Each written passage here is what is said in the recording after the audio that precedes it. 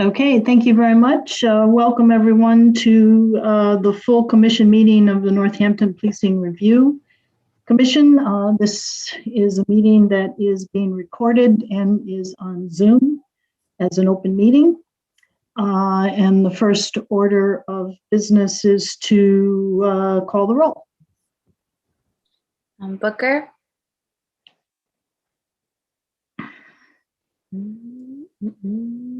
Maybe not yet. Dan. Yep, here. Nick. Here. David.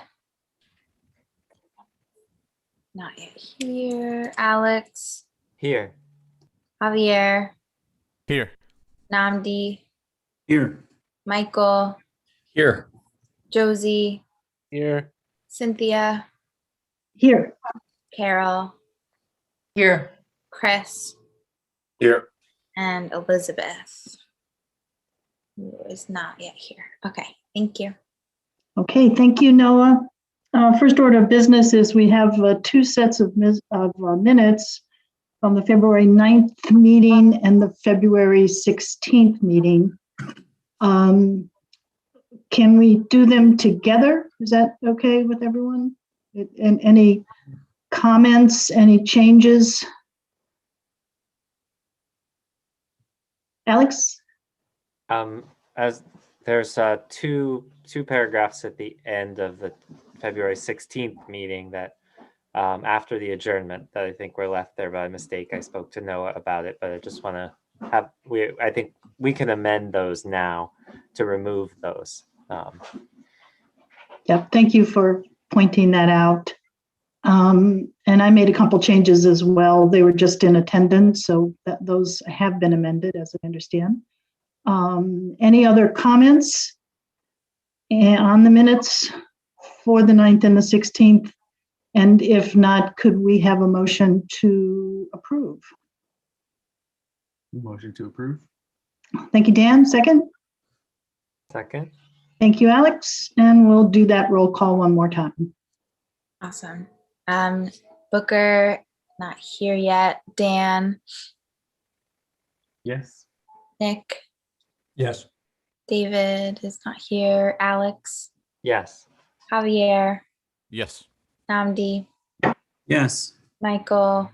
Yes. Josie. Yes. Sorry about that. Yeah. It's okay. Cynthia. Yes. Carol. Yes. Chris. Yes. And Elizabeth is not here yet. Okay. Thank you all. Thank you, Noah. So the minutes are approved, and we will now move to the public comment section of our meeting. We'll do public comment this evening for a period of 15 minutes, and we ask that anyone who wants to make a comment to raise your hand in reactions, and I will call on you in the order that the hands are raised. And you will have 3 minutes to provide us with your comment. And just to remind folks that we cannot respond back to you if you pose a question to us. So it'll be 3 minutes of your comment. And let me take a look and see if we have any comments, any raised hands at all.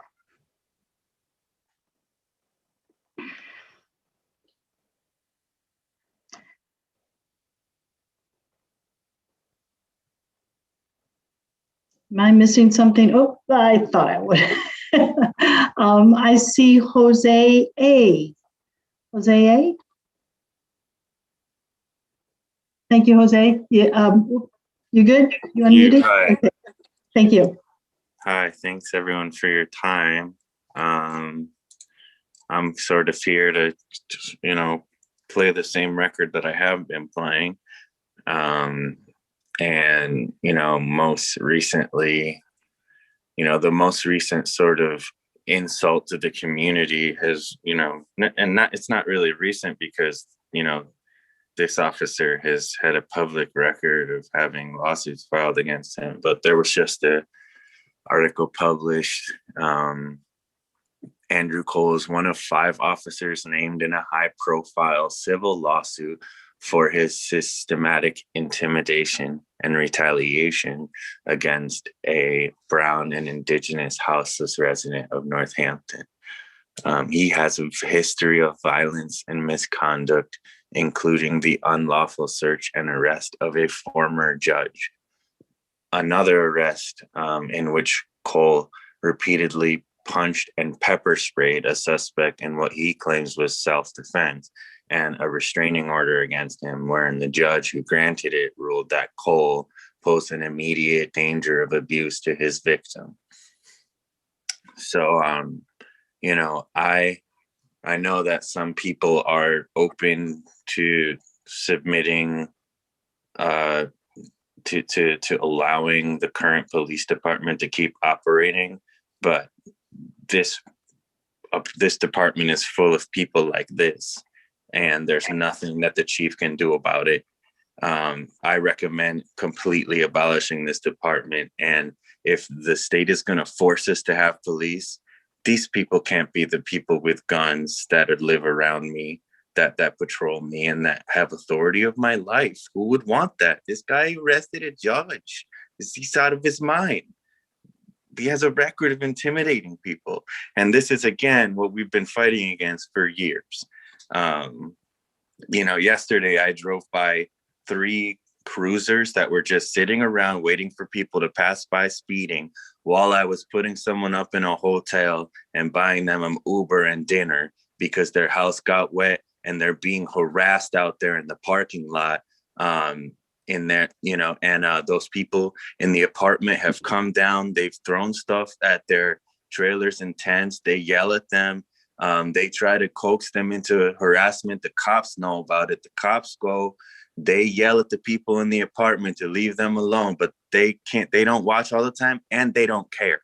You know, they want the people that live here to file harassment claims so that they can arrest the houseless folks. That's what they're trying to get. And once in a while, one cop will say, you guys need to go back into your house or something like that. You know, the gem or whatever of the department.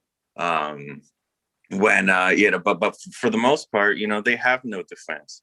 So, you know, while I drive by these people, you know, putting them in a safe place, driving by the police who are getting paid handsomely, you know, with all this gear, they're not helping anybody. They're not protecting anybody. And we're out here paying for it ourselves. Okay. And that's how it's going to be. Jose.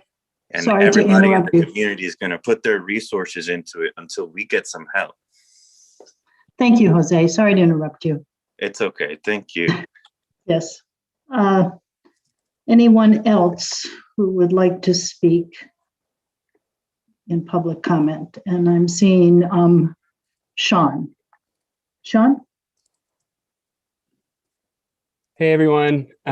This is Sean. I'm actually part of Ward 3 in Northampton, and that's where I live, but I'm actually still at work in Holyoke right now. And I've definitely spoken at this commission meeting before. First of all, I just want to say thank you all for continuing to be in this process. I know this is a lot of nights, more than I've been here, that you have all been here. But yeah, I wanted to echo some of what Jose was just saying. You know, I just donated some money to HRH 413, which does a lot of mutual aid and support work for not just drug users, but also people that are houseless. And because of the winds, I know that some tent encampments have been demolished and ruined. So they're trying to raise money. I saw a published list of the highest paid public servants in Holyoke, where I'm sitting at the moment, the other day, and it was upwards of $200,000 for many police officers. And I'm wondering if y'all have uncovered the salaries for Northampton police. I'm sure it's similar. And it just made me think of how much people like Jose and I and other people that are doing mutual aid work on the ground could do with that money. And so I just wanted to make a pitch, you know, regardless of what happens with this commission, if the city actually takes it seriously or not, the report that y'all have been working so hard on, like, I want to make a pitch that we still find ways to connect with each other after this commission is over, because just because the city does or doesn't, you know, sort of validate the work of this commission, like, people are going to still be in need. And I know all of you know that. I'm not trying to like moralize to y'all, But I just feel like there are organizations like Jose mentioned, and like I'm trying to give attention to, that are already doing the work. They're already doing the abolitionist work because people are not being supported. So I just feel I have a lot of hopes for the imagination of what like people in need can think about like doing with the money that could be placed into like a community, community care department or whatever. But just like there's just so much more we could be doing, and I just see this happening, even today, like people even without the funds, like making amazing efforts to collect money to people that need it today. And so I would really love to see Northampton prioritize that from the top down, as a lot of people have been sharing in this commission rather. Yeah, so just wanted to share that, I'm someone who's a Northampton resident and spending what little money I have to support people that the city is not helping. And so I would really love to see like our city playing more of a role in just addressing things as needed. And I know really deeply appreciate all of your work. And I also know that commissions sometimes are the way of cities not taking responsibility for doing the work.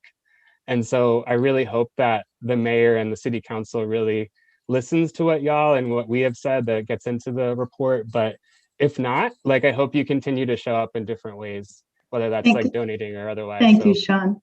thank you, Cynthia. Thank you all. Thank you so much. Sorry to cut you off there.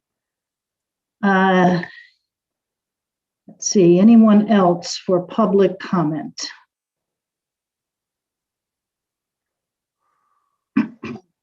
Public comment. Anyone else? And if anyone is seeing anyone that I might be missing for some reason, please let me know. Hi, Cynthia. This is Jess Tilley. I just joined. Yes. I don't. Thank you, Jess. Will, thank you very much. Will, thank you for coming, and we'll introduce you. You'll have some time to speak with us? Yes. Okay, super, great. Okay, thank you. We'll just hold, we'll introduce you, and we're just finishing public comment right now. Okay, I just wasn't sure if you wanted me for public comment or later. Yeah, Okay. we'll take you a little bit later, but thank you so much for coming. I know you've been very, very busy. Thank you. So I am seeing no one else for public comment. So I would like to close public comment at this time and move to the next agenda item, which is speakers. Just wanted to see if any of the subcommittees had speakers that they wanted to entertain. I know the policy committee had a representative from CSO, Community Support Options, this past week. But if there is anyone else, I think we felt that it would be better to have speakers in the subcommittees as opposed to the full commission, because we were kind of running out of time. And we do have a speaker tonight who just arrived. So any thoughts about that? Anybody want to weigh in about more speakers as we finish up our work?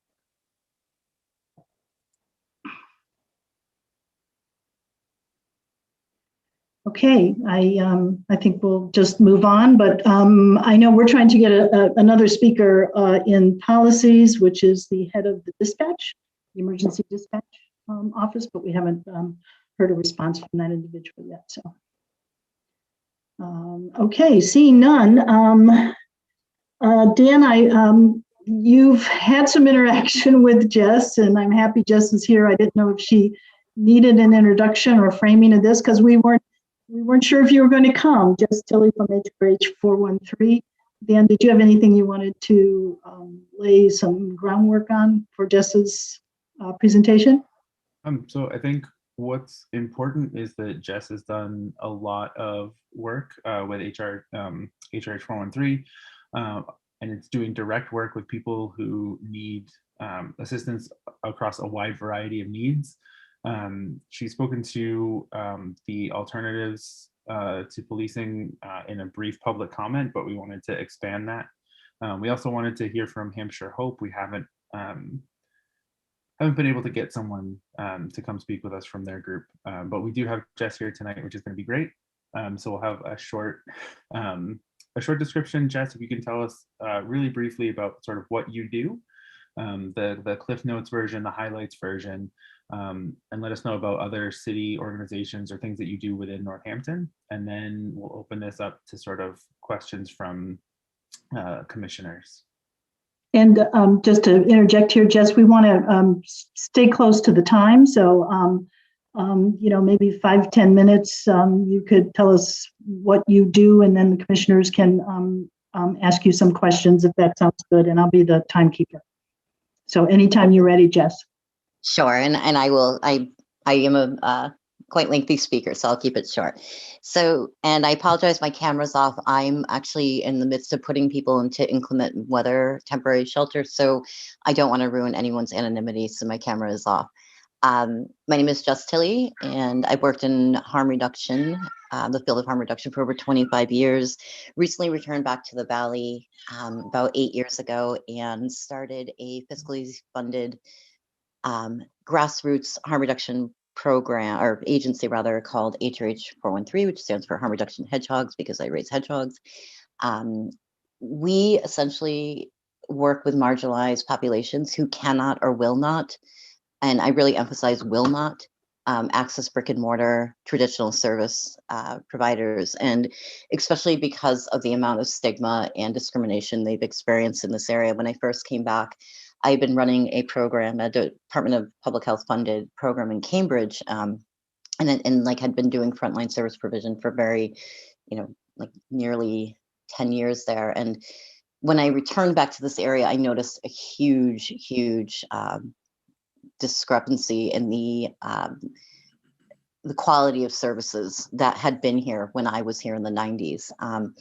So we oversee outreach teams. We have 6 outreach teams that cover primarily Hampshire County, but also the Berkshires and Hampden County. We do everything from, there's an uptick in HIV right now. We do HIV testing, Hep C testing, referrals to detox, to treatment, whether it be for an STI, whether it be for Hep C. We do everything from transportation to literally sitting in the waiting room with people, because we know that it's because of the medical provision has been so horrific in this area. People are terrified to go in and even get an abscess treated. We do housing when we can. We rely a lot on public mutual aid, public donations. Like tonight, just with donations alone, we were able to get, it'll be 16 people into rooms for 2 nights. And we also oversee an overdose response team, because the one the police were running with Hampshire Hope was not very successful, as we talk to people on the ground. That's not me saying that, this is coming from our participants. We're very challenged working with the post-overdose response team. So we respond to overdoses where, again, 911 will not be called. It's not that it cannot be called. There is a Good Samaritan law. So far, we've had 96 successful overdose reversals. We haven't lost anybody. And 78% of post-overdose, we were able to get people into treatment and work with the families following up with treatment. So, I mean, I can go on and on and on about what we do, but that's in a nutshell what we do. We also do trainings. I also do Narcan trainings. My co-founder does Narcan trainings. Our outreach workers do Narcan trainings. And we also work with parents in a program called From Parent to Advocate, helping parents become immersed in harm reduction. And really, because when somebody is, has a substance use disorder, it doesn't just affect that person, it affects the whole family. So we really do the work of actually literally sitting in the living room, although with COVID, it's been a little bit harder, and working through the nuances of a substance use disorder with families. So I don't want to go over. I'll keep talking, and I know it's 6:23. Well, just thank you so much. And I'm sure there's commissioners here that would like to pose some questions and clarification. And so I'll just call on individuals as they raise their hand, if that's okay with you. And we'll go from there. So right now I'm seeing Nick, who would like to say something. Nick. Hi, Jess. Thank you very much. That was really interesting. Can you tell me, does your program have a relationship with the other programs that that I hear about, like Tapestry. There's also a program at Cooley Dickinson Hospital. Forget what it's called, something like the People's Place or something like that, run by Betsy Shelley Jensen. Can you tell me a little bit about, how people would call your program versus one of these others? So as you were asking the question, I was like, what is the proper way to say this? Were you thinking of Positive Place? The program? Yes, that's it. Yeah, So I'm sorry. I will say we work with Positive Place because we do work with a lot of people who are HIV positive in the area. Again, though, that is one of the programs we've gotten a massive amount of complaints about. I'm torn because I like a lot of the people that work there, but there's like this disconnect with the community that we serve. Same holds true for Tapestry. We work with Tapestry, so I'm actually very good friends with the director and with many of the program managers there. However, being on the ground and with the people we provide services for, it tends that people seem to come more to our program. And I think, again, that's because all of our outreach workers are people with lived experience, so they tend to connect better.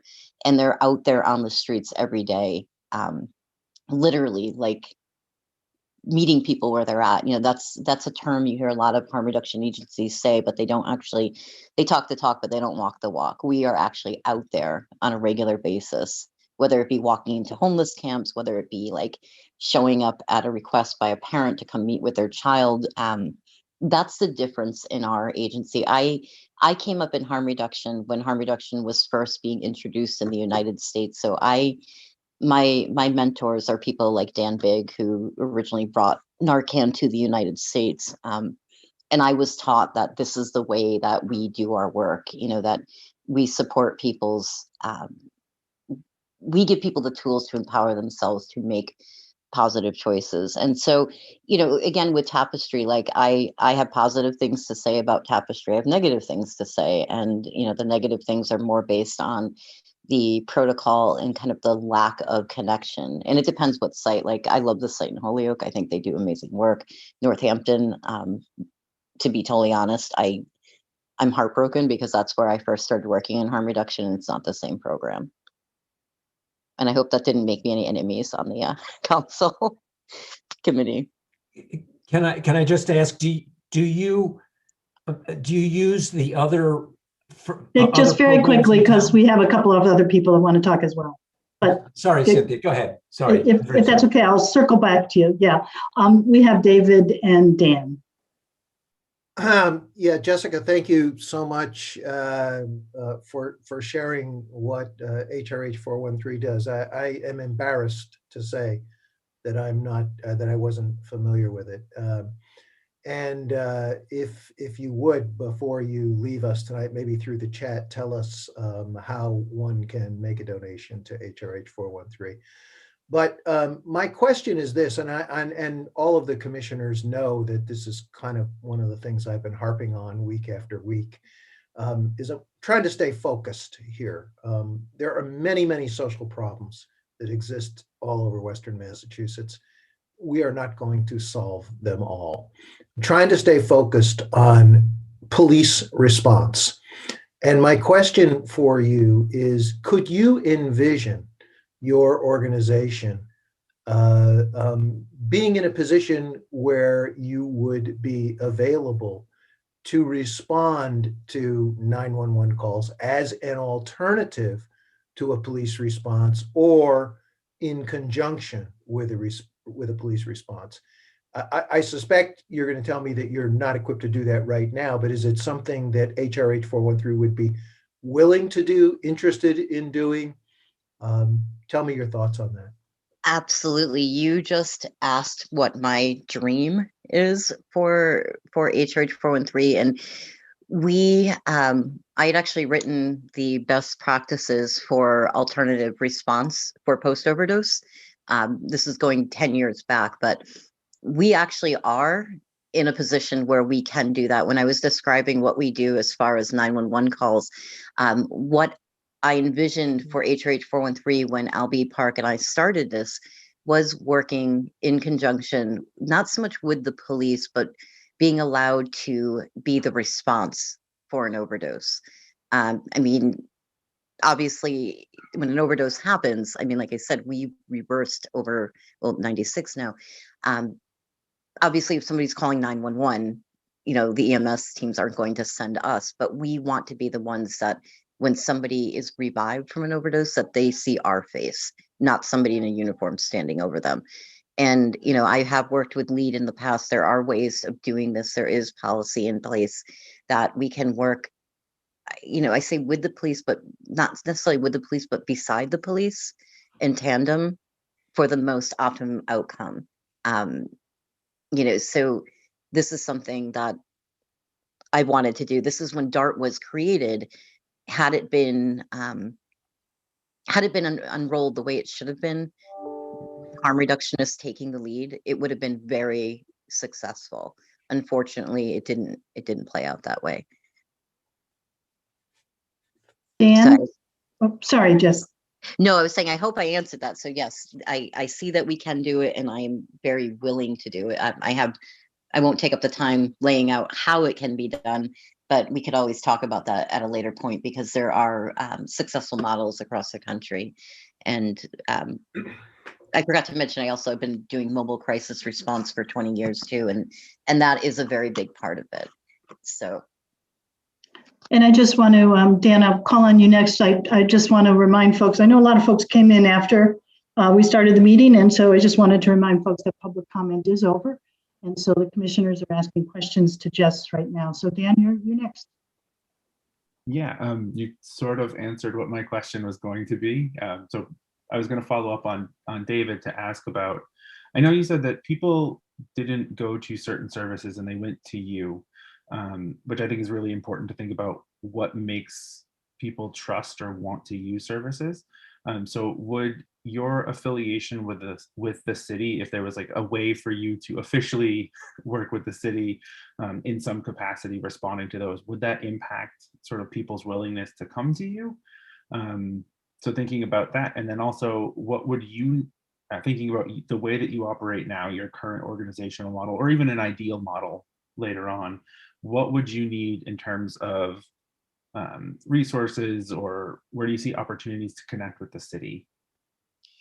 So I am very much in favor of working with the city. And as was said before, when someone said they were embarrassed I hadn't heard of us, this is on my part, and our part is because we stayed so low to the ground, very underground, and because we built trust with our participants. And there is a history, you know, I'm not going to take up everyone's time and talk about it, but where there was a lot of ego and self-congratulatory behavior going on, and we wanted no part of it.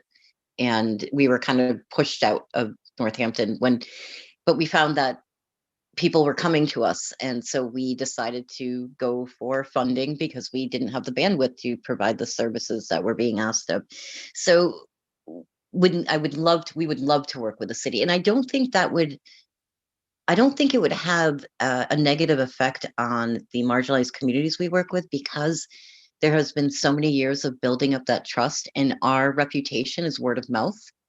I can't tell you how many parents call me on a weekly basis. I say parents because it's a lot of parents that I get phone calls from. It is also other loved ones, but not so much. I mean, like I mentioned, it is the families that are affected, but it's the people who are using drugs themselves that reach out to us. You know, even 10 minutes ago, I just put 2 people in detox, and they're people who not many people know they use drugs, and they trust me, both of them. Implicitly to tell me what's going on and to be honest and to ask for help. And that was why I was a little bit late to the meeting too. It's just getting them in an Uber and up to the detox. And that's what we do. We do it 24/7, you know, for what we need. And this is another reason people haven't heard of us. with the funding we have received, which is very little, we had the choice of getting an office and with all the bells and whistles, or actually using the money to pay people to do outreach. And we chose the latter. But for anyone who does, and this is what I think a lot of the agencies in the area lack, we need a drop-in center. We need a resource center, a drop-in center where people, we do have the recovery center here in town, but there's a sign on the door that says if you're high, you're not welcome here, essentially. And harm reductionists are told they can't be recovery coaches by the person in charge. And so there's this whole disconnect again, and like that, to me, that's heartbreaking. H413 runs a national it's a mutual aid group, harm reduction, called Harm Reduction Works. It's on virtually online now, but we tried to do a meeting in person there, but people didn't feel comfortable coming in there. So having our own space would be amazing. Like our first HRW meeting we held in town, parents came, frontline workers, nurses, people who use drugs. It was like the amount of grief in that room was heartbreaking. So having something like that, and also having a mobile services, like being able to have even a van to be able to bring people food, as we're starting to like work with other programs in the area, like Manna Kitchen is offered to like give our outreach workers meals, but we can only carry so much. So those are the things like we would love if, like, when I have my blue sky list, that's my blue sky list. Javier? You hear me? Can you hear me? Well, thank you so much. I have Dan took away my question, so I was thinking in the meantime what I'm going to ask. So you mentioned a drop-in center, right? The city is proposing the resilience hub with a drop-in center. Will that work for this purpose, or is something different necessary? So I feel like there is something different that should be necessary, because again, what we do is just a little bit different. In so many of these already existing programs, like, and I am familiar, like are you talking about like the warming shelter, the resilience center? Yep. Okay, so they're doing, I mean, that's a pretty good model right now, but there's already been pushback with some of the things that like I wanted to bring into there, and not pushback. I shouldn't say pushback. There hasn't been any negativity, but what we envision, what I have run in different cities, is wholly different, because the majority of the population we will see here in Northampton is going to be people who are using drugs, dually diagnosed, who kind of need their own space where they don't feel the need to have to skew their narrative. Their narrative is already set with our outreach workers. They don't have to lie. They don't have to be disingenuous about who they are to procure our services. Does that make sense? Like even having simple things like I was hoping the shelter might put in cots so people could rest, not fall asleep, but rest. Being out in the streets is tiresome. I know even as an outreach worker, when I'm out there 3 hours on my feet, I'm tired. And it was like, well, we can't have people sleeping here. Well, resiliency, how are you supposed to be resilient if you've been awake for 48 hours? And I understand there's limitations on what people can do. But even closing a center at 3 o'clock in the afternoon, some people aren't even waking up until 3 o'clock.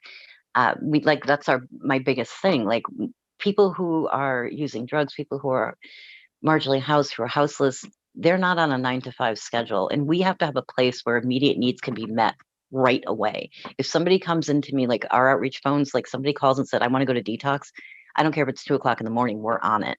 Not that I expect if we had a center or an office to be open those hours, obviously, with permits, and there's limitations about, like how often we can be open, but we want that to be available. We want people to know that this is where we are. You can come in at any point with any crisis, and we're going to be able to adhere to it. We're going to do the best we can to help you. So I think what I'm envisioning is a little bit different than what the city is envisioning. However, there's always room for compromise. And, if it came down to like sharing a space where there could be like even when I mentioned to Manna about having the most basic of syringe service provision, and it was, or just even naloxone. And it seemed like that was a little like a heavy lift. And I was like, this is the reality of what we're seeing. Like, if people are coming in and we're seeing an uptick among, individuals under 35, we're seeing an uptick of HIV. There's something wrong. If we have a syringe exchange right here in town, this shouldn't be happening. So, like, people aren't accessing brick and mortar. So we need to be able to bring it to the people. Carol. And Question. For people who, I'm familiar with so-called low threshold programs where there aren't a lot of demands placed on people about, controlling substances or whatever. There's a lot of people out there, I guess, who use some of these programs that I'm aware of that have a lot of co-occurring medical, like diabetes and other, conditions that have to be managed. To what extent so far has your program been able to help people make connections with that will address their medical needs? Oh, we're wonderful. We spent, years building up a sustainable group of medical providers, nurse practitioners, infectious disease doctors, and also OAT providers.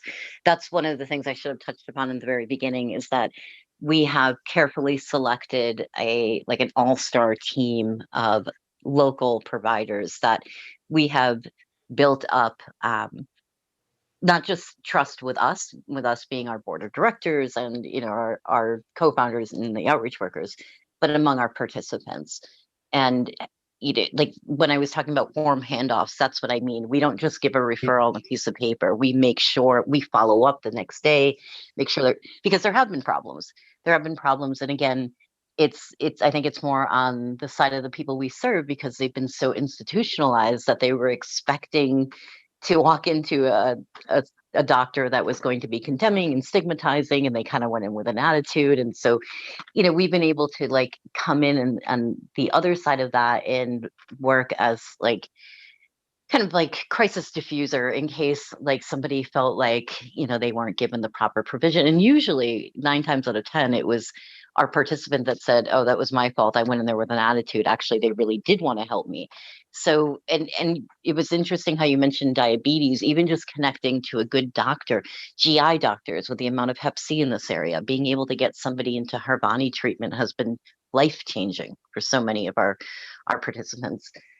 People who were afraid to, who may have tried to procure access Hep C treatment in the late 90s, didn't realize that we have Harvani now. We have Massachusetts, even if you are a person using drugs, we have it in the statute that a doctor must provide medical provision, must provide treatment, where most people who use drugs think that even if they're actively using, a doctor won't see them.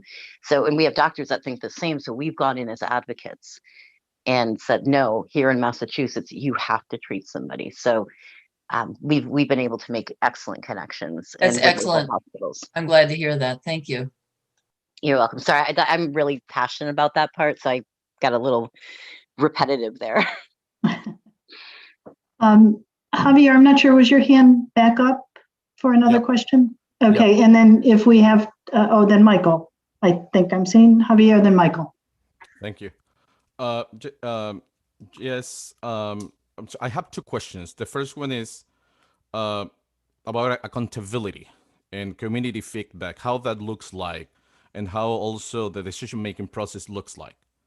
That's one question. And the other, it's in relationship to what are the kind of things that keep people from wanting to use existing agencies? Like, is there any example that you can give us? So I was going to answer the first part because I have a lot of thoughts in the accountability part. For instance, when I mentioned abscesses, we've had people lose limbs because they are treated horrifically in the emergency room right at Cooley Dick. I've had a participant die of endocarditis, which is a heart infection that a lot of injection drug users get, because she had the IV line ripped. She was in withdrawal. She was asking, she didn't want drugs. She, with like anyone, she was in pain. She was in withdrawal because she was seeking medical attention. By every right, she should have been medicated. And they a CNA ripped the line out of her arm and said, "You effing junkie, go out in the street and get what you want." And she was dead 12 days later from the heart infection. So to me, that's a very powerful example. Same, we had somebody call the other night that was kicked out of the shelter because they had their medication on them and had hidden it from the staff. Now, granted, they did break a rule, but we also have it on record that the staff has stolen medication many times. Like medication that people are dependent on. And again, this is word of mouth, but we hear it over and over and over again. Stigmatizing language, even at Tapestry, stigmatizing judgment about the mode of use, whether it be smoking. Like there's people who have procured services asking for crack pipes are told, well, like you're a crackhead, don't come in. Like it's horrific. We've actually heard recordings from ServiceNet, just stigmatizing language. I know that doesn't hold any water. I shouldn't be. I'm actually breaking somebody's confidentiality by talking about that. I shouldn't have said that. But this was a therapist really being totally stigmatizing to somebody who is a mother who uses drugs and telling her she shouldn't have children. And this is someone who's dual diagnosed. And, so like, this was brought to me 2 years ago, and it absolutely shattered me, because here's a woman who is trying to get her life together, who is seeking services, thinks she's in a safe space, and has a therapist telling her she's inherently a bad person because she is using a substance to deal with trauma. So, it's like the same stories over and over. And that's why I said people start to lie. People start to lie and hide out, or leave out key elements of their story, key elements that need to be helped in order to fix them, because they know if they put these key elements out, they'll be shunned or turned away. Even simple things like trying to get into a shelter and admitting that you're dependent on a substance. Of course, the shelters know, but if somebody says, like, I might want to, I've had people not sleep in a shelter because they're afraid of the comments that are made to them when people see their track marks, or the judgment. So we have people sleeping outside rather than getting a bed. I can go on and on and on with the amount. And we keep record of every report that we get that's negative.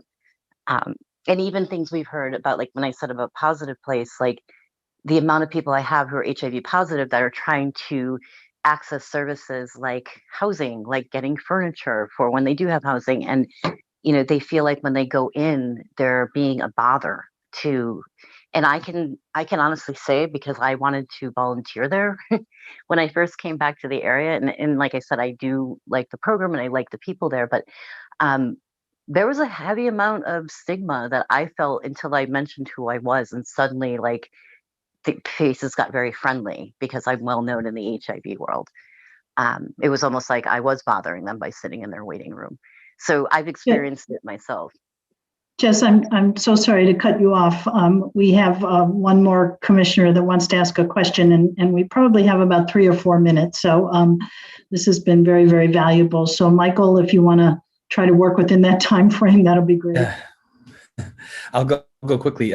Jess, I wanted to ask a little bit of a couple of nuts and bolts question. You had mentioned your kind of blue skying thoughts before about your own space and maybe a van and that sort of thing. But I wonder how many people are, you keep using the phrase we, so I'm wondering how many people are working with HRH 413, and what does the staffing look like to accomplish even greater outreach than what you're doing now?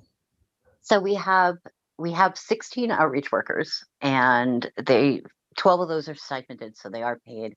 And we do rotating teams. We also have, probably 14 volunteers that work with us. And then there's Albie and myself, who are the co-founders and just work way too many hours that a human should not have to work. But if you're asking like what my blue sky idea, like to staff, because I have, tons and tons of experience doing this, like to staff a basic drop-in, it doesn't take more than like 4 people and maybe 4 good volunteers.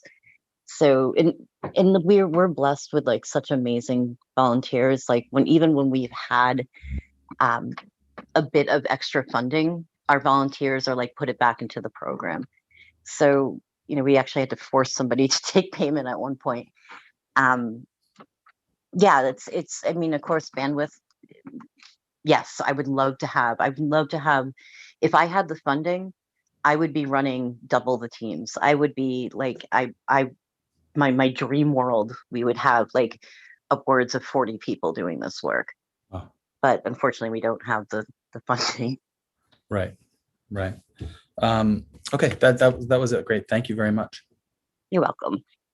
Jess, I'm so sorry that I don't see any other hands, but you've been amazing responding to our questions, and I'm so sorry to have to pay attention to the clock, but I want to thank you so much. You're welcome to continue staying with us tonight. And we also have a public hearing coming up on Saturday. So any final words for the commission? I just want to thank you for hearing me out, and sorry if I was a little discombobulated. Like I said, I'm literally going from motel room to motel room and keep hitting mute. But this means a lot to me, and I'm just glad that there are so many people that actually believe in what we do. And just thank you for giving me an audience tonight. And I apologize to both Cynthia and Dan for not connecting with you over the weekend. But you've been quite gracious. And I'm just going to throw my information up in the chat box because I am going to leave, and I will try to be there on Saturday. But I do have a slew of people still waiting to get into rooms behind me, like literally behind me. So thank you. Thank you, Jessica, and thank you for your work. Thanks. Next, just quickly to remind folks that we're having a public hearing on Saturday, and it starts at 11, and it's pretty much going to mirror the process that we've done before, which is a 7-minute time limit for someone to talk or ask us questions, and we are permitted to respond. And we'll take a break every hour, hoping that it won't go too long, but one never knows. So any other, want to make sure that's on everyone's calendar. Any other questions about that? Yeah, Alex. I wonder if some kind of guidelines or could be put out toward the beginning that encourage people to talk about their own experience and share that experience. Just trying to get away from the issue that we've had that I think has suppressed some participation, which is where people refer back to previous speakers and maybe say things in that I don't know if it's gotten to the level of insulting them or denigrating them, but to just kind of define a line where we think where we can have a respectful dialogue between each other. So I wonder if the co-chairs or others have thought about this, and if there's anything we could say near the beginning or perhaps periodically to encourage more participation. That's a great point, Alex. Other thoughts about that? I think there could be some ways that we try to frame up, also not knowing what might happen, but yeah, I mean, that's a great idea. Nodding if there's support for that. I think Dan and I can maybe chat about that, Dan? Yeah, I was going to say we can do, I think we can mirror some of what the city council does, where we ask people to direct their comments to the commission, making sure that it's not, we're not necessarily, even though it's sort of antithetical to a lot of us, we're not facilitating discussion amongst people during the public comment. We want that to be towards us and towards the work that we're doing. So I think just allowing that is what we need to, if we can make statements like that, that are sort of inviting people to, again, refer to us to discuss, their experiences with public safety, concerns that they have, those sort of things. And because the format is still going to be the same, where we take, a 5-minute break each hour. So, you know, when we come back, we sort of re-announce that just in case people maybe came in afterwards. Sounds good. Thank you for the suggestion, Nick. I just want to echo what Alex is saying, and I don't think it takes a lot.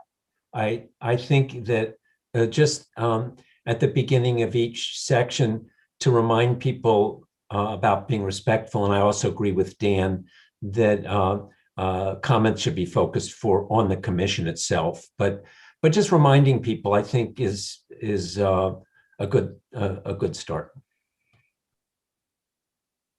Good. Okay.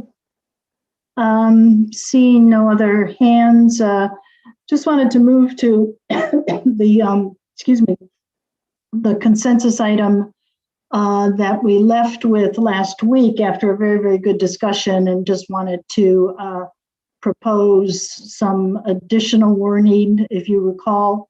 I think, Dan, you're going to put that up in chat, or are you going to put it up on shared screen, or one of those? I have to dig through all the tabs that I had open. Yeah, sorry. This is the one on training, and we started with one version, and Namdi kindly gave us another version, and we were talking about training and its efficacy, and had a good discussion about that. So we thought we'd just revise it again. I know Chris mentioned let's take away systemic racism that exists and change it to inherent. So we had some wordsmithing things, but this is just a concept that we're hoping to just get some consensus on, as opposed to the wordsmithing. But we can just give this a go and see how you all think of the language that Dan's going to put up there for us, and giving us a little history. Okay, so sorry to put author names on there. I should have taken those off. But the original wording, when you took the consensus survey, was about training cannot overcome institutional history of systemic racism. We revised that, and now there's a new revision, and just wanted to see if you want to spend a minute or two on that version to see how that sounds, if that should be changed, or if it represents your thinking, our thinking.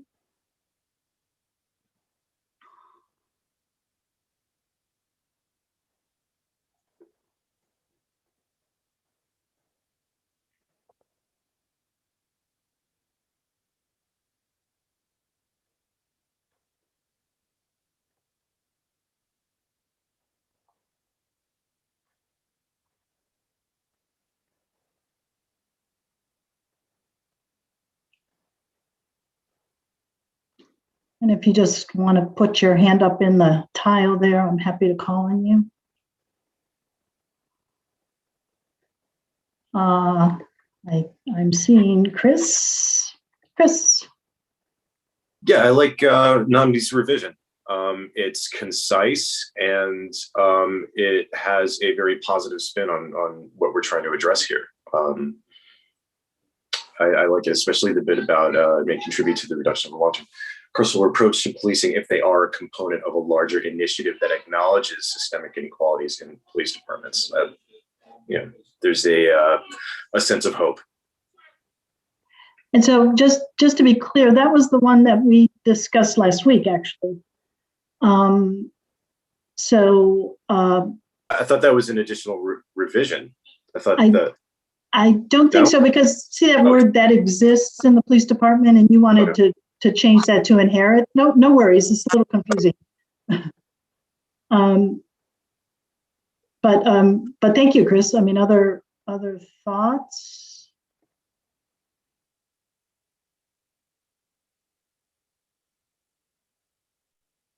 Nick is talking to someone, but he's muted, so I'm not sure. Any other raised hands, or Namdi? Yeah, I can just say that I have no objections either to the second one. Third one's a little wordier, but does not raise any objection. I'm trying to walk that line between wordsmithing Yep. So I would say both options 2 and 3 remove the concern I had with implying that like Northampton Police was particularly egregious. I think this one really speaks to the dynamics that we think probably exist and really speak as well to the idea that basically idea being that we don't think that these kind of trainings alone are going to be able to erase the systemic problems wherever they exist, basically. So just want to say I would support either 2 or 3. Okay, thank you, Namdi. Chris, was your hand still up or a new hand raised there? Oh, sorry, I forgot to lower it. Sorry about that. No problem. No worries.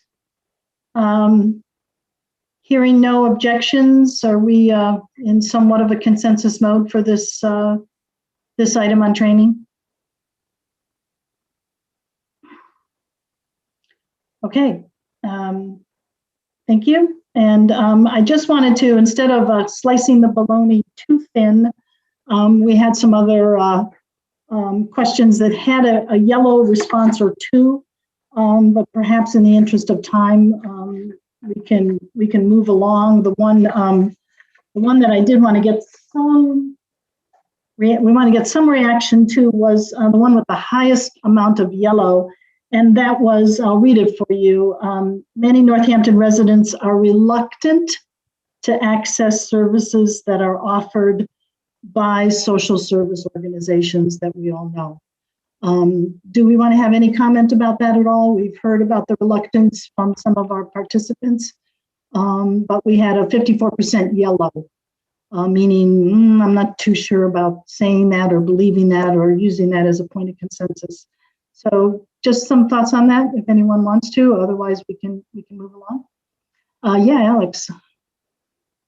My concern was the use of the word many, implying, I guess, maybe a majority, or what does many mean? And is that accurate? There's certainly a number, a percentage, and an important percentage that have concerns, and those are people who are most impacted by policing, and so we certainly need to address those. But I just don't know about my only concern was about the percentage or the number.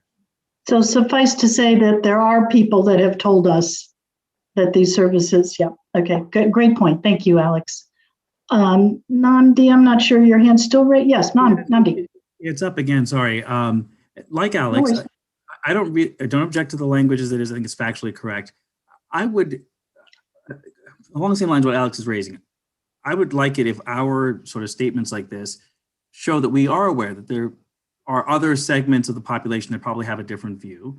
And that I think that our task is essentially how can we come up with a system that really meets everybody's needs. Now, I also like in Alex's comment, his point that even if there's a minority of people who have these concerns, that minority happens to be probably the most vulnerable, the most heavily impacted. So I think we can't do this by sort of saying, what's the raw number? The raw number will probably be deceiving, but I would love it if somehow we can say we want to recognize that this is a big tent community with lots of different views, some people who feel perfectly comfortable with status quo and all this. And so how can we, yet we also have to think about this vulnerable group. So I don't object to the current wording, but I just would like it if we can show some understanding that there's probably another group who would have a different view on this. And that our effort is to still try to make sure everybody's safety and everybody's comfort can somehow be addressed. I think that's what we're trying to go for. And the trouble is we've been overlooking the vulnerable. We've been, and this group, and they may be more heavily impacted. So it's kind of like, how can we acknowledge both? So again, I think Alex's concern was that somehow this, by just focusing on what we say in this sentence, we might imply that that's the only group that matters to us. And I hope that isn't the case. Hope everybody matters to us, but that this group that's vulnerable needs the attention because they're vulnerable. It's kind of, playing with both those issues. Yes, thank you, Namdi. That's a great point. Nick and then Carol. I don't. I'm not going to say something specific about this. It's a broad statement, and some people are reluctant to access any services. Accessing services is onerous for many people, no matter what. And it's more that there are no alternatives. And we don't know how people would feel about alternatives because well, there are some alternatives, but the alternatives are not nearly as accessible. So it's hard to completely agree with this. If it said something about many people would like other options or something like that, it would be easier for me to be sure of agreeing with it.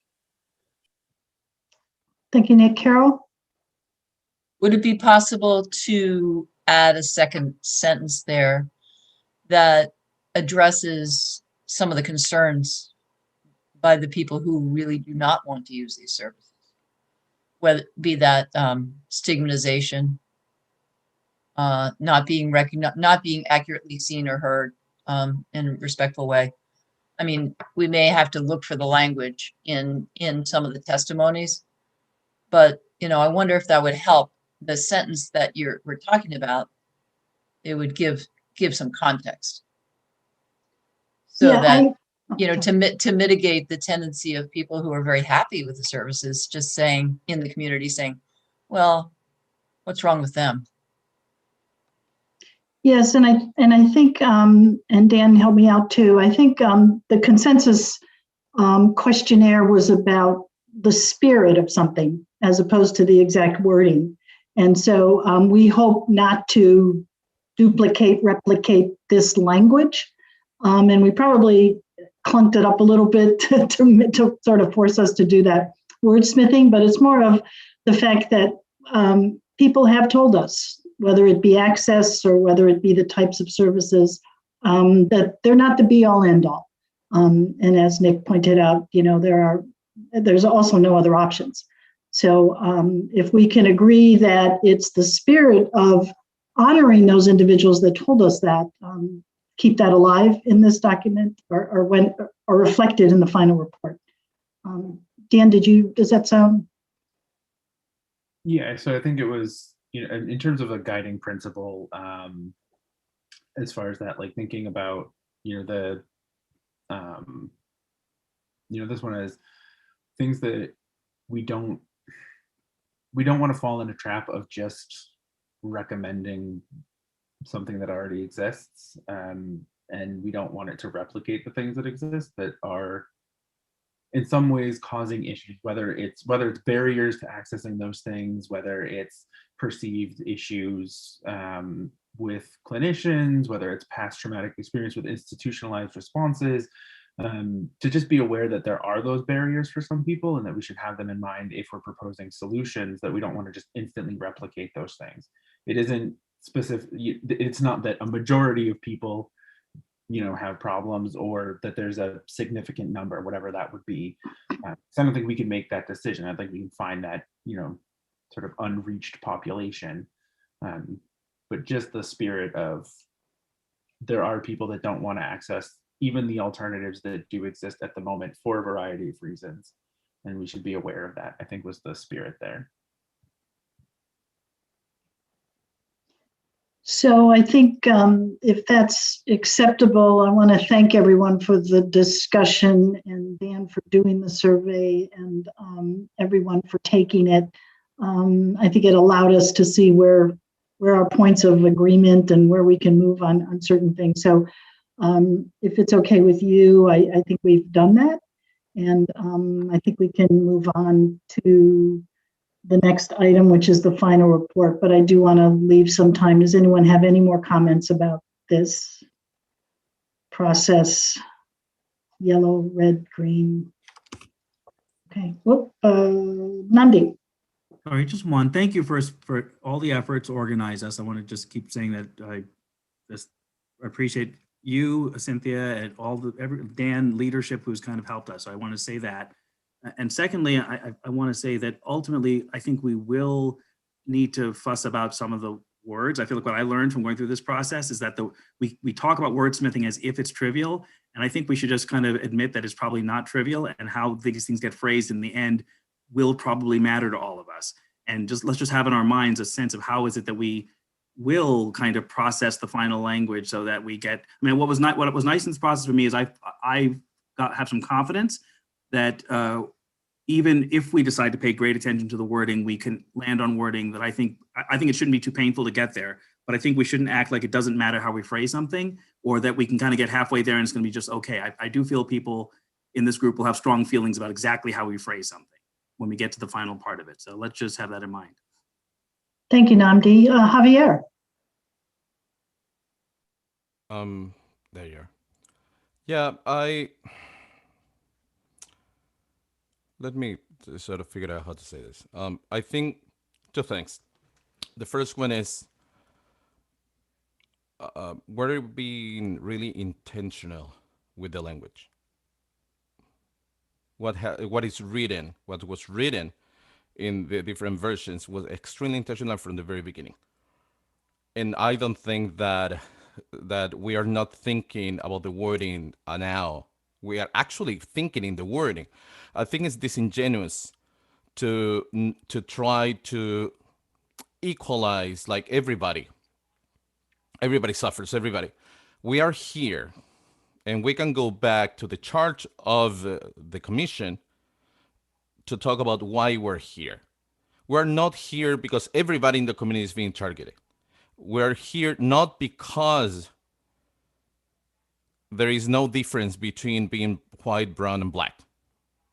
So it's disingenuous to say the opposite and try to build an argument that we have to almost start where everybody's the same, everybody has the same problems. Let's just start from it. No, that's not where we are.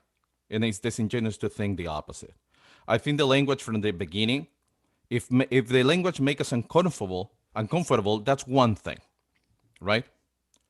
The other thing is that if it's truthful or not. And so far, every single word, even if it's making us uncomfortable, has been truthful in the document that was presented from the very beginning by Cynthia and Dan. I want to be really clear about that. So if we're not able to recognize how uncomfortable that makes it, that's one thing.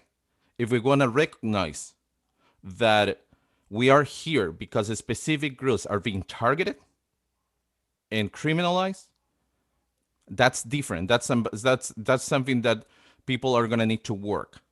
But right now, I just want to make clear that we are taking serious the language right now, from the very beginning, from the last meetings, from the time that this was presented to us. If somebody feels uncomfortable with that, that's different.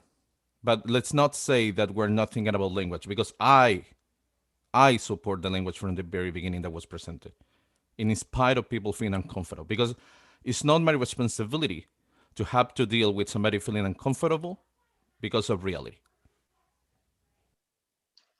Thank you, Javier. Dan?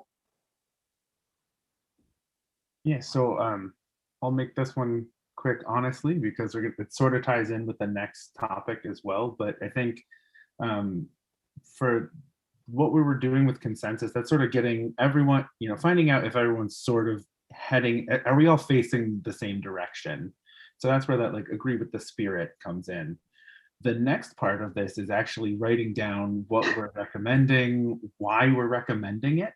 And that part is going to be a lot of that wordsmithing. And that's because it's got to go out to everyone and be sort of understood by the city councilors, by the mayor, and by the people of Northampton that have to sort of deal with all of these things too, and wrestle with what we're going to recommend. And so I think that's where a lot of that wordsmithing is going to come in, and that's going to be sort of nitpicking. And I really want us to do that a lot, to make sure that the recommendations that we're making are as strong as they can be, but are as worded as confidently as we can make them as well. So that's where it's looking at really, which verb is the right verb, which adjective do we want here, and really making those super targeted. Because as I'm sure everyone is aware, we have about 2 weeks to go, which is a horrifying number. When this started, it seemed like we had all the time in the world, and now I feel like I'm, back in grad school thinking about writing a paper, days before it's due.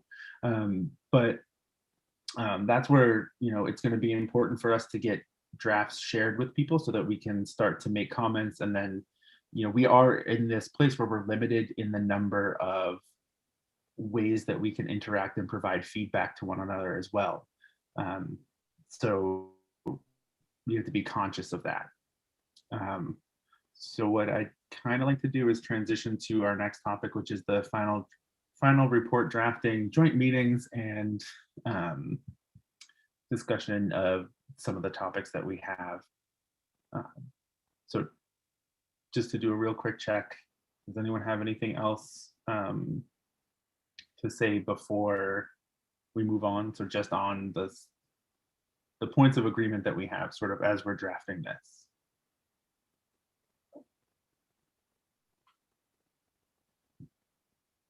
Okay. So I think we're going to have to do, and I think this is important, one of the reasons why we wanted to do the sort of red light, yellow light, keeping those yellow lights in mind. When we meet to talk about these, and when we meet to, so we've asked, or we started doing some joint subcommittee meetings. I think those are really useful. And when I say starting to, I mean we have our first one tomorrow. Just so everyone is aware, for joint subcommittees, because we're towing that line of almost meeting quorum for the full commission with the combination of two subcommittees, we need to, if you want to have a joint meeting across subcommittees, it needs to be listed both as a joint meeting for each subcommittee, and it needs to be listed as a full commission, so that if there was another commissioner that attended, you wouldn't hit quorum and then we would be out of compliance. So it's another step. It's fine, we can do that. We do have one listed for tomorrow, so that the alternatives to policing and the spending and subcontracts committee can meet. So if anybody wants to do those meetings, just let myself or Cynthia know. We'll let Noah know. The same rules apply, so it has to be posted at least 2 days before that meeting occurs. So we want to get those in. But that's a chance to sort of cross-pollinate and do some of these collaborative writing and steps there. Subcommittees could also designate one person to be their writer and write and bring back and report. And then do editing in that subcommittee as well. But what we're looking at is, and this is a short timeline, but to have a really rough draft of recommendations, a super rough draft by the 5th, so 3 days from now, having a rough draft of the recommendations that you're thinking of, and then Cynthia and I will work over the weekend, smash that together and sort of structure it a little bit so that the document itself is coherent.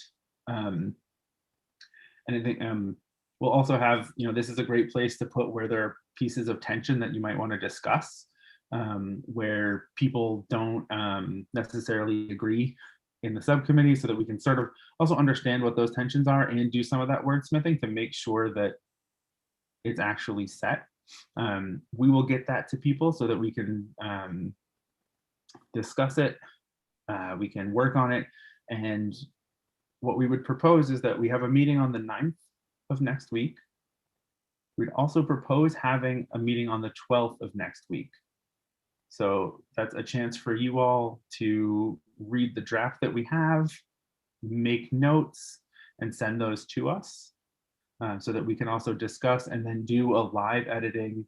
I know that sounds onerous to do live editing with 15 people, but it's really what we need to do in order to make sure that on the 16th, which is our last sort of scheduled commission meeting, that we have a chance to look at that as a group for those final recommendations and final revisions. And then ideally we would get this to the city council before the 18th, but we would present on the 18th. That's when it's due.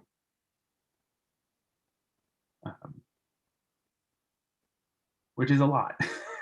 But again, thinking about, we really want a chance to make this structured so that it presents, an action plan of, what we're recommending, why we're recommending it, what might be needed, what are the sort of challenge and opportunities, what are those pain points if we want to identify those, and then also start to build out that appendix or appendices with information as well.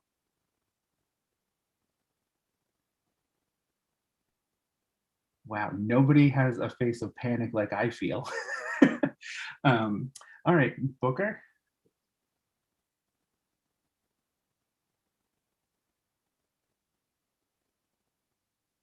Oh, I can see you, but we can't hear you. You're muted. No, he's oh, you were unmuted, Booker, but we still couldn't hear you. Wonder if maybe there's a loose connection, maybe. No, I can see. Oh, you can hear a click there. Can you hear me now? Yep, there we go. We met on the alternatives committee, except for Javier, met on Monday to try to start word crafting.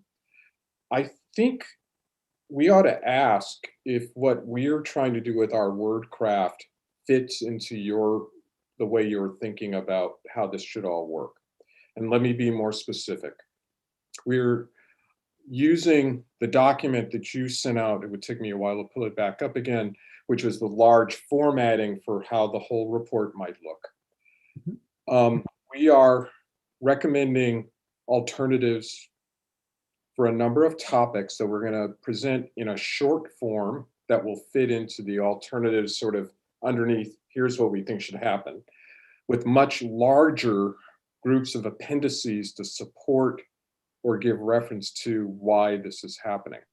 So it's almost like we're giving you an executive summary of each of the issues that, for instance, we're suggesting for alternatives that fit into one aspect.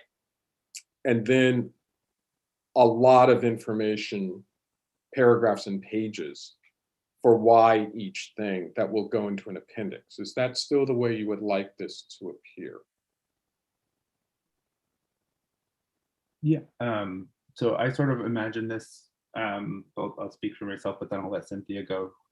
As we were working on this and thinking about it and looking at all of the other, types of reports in the way, sort of organizing things by topic and having enough information that you can grasp what the recommendation is and why in a short space, and having that presented in a way that's very clear and sort of accessible in terms of language.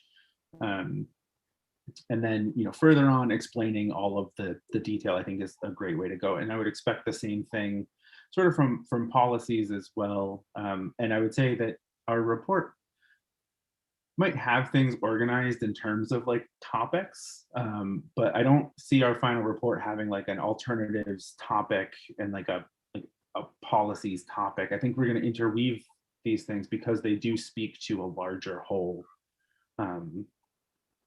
in terms of a vision.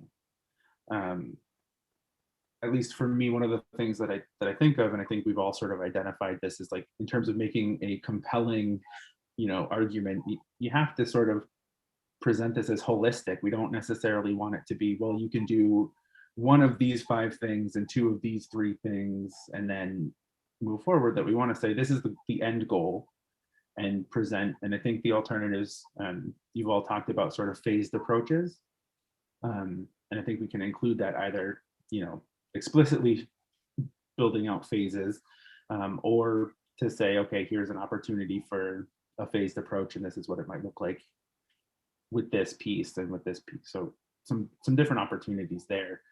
And I'm pretty open. I think the biggest concern that I have is that it's still that I would like it to honor all of the people who are authoring and who are doing all of the work for this, to make sure that it fits with their understandings and their thoughts, but that it does read as though it was intentionally structured in that way.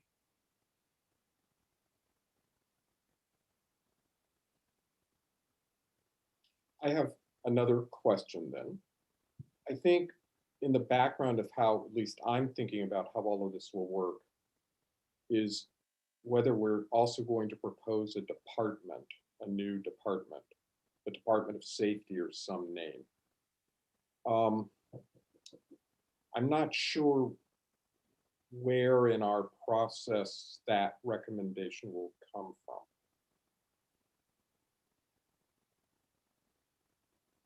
Yeah. So I'm purposely stopping there because I don't know. Yeah. So I'll answer and then go to Namdi as well.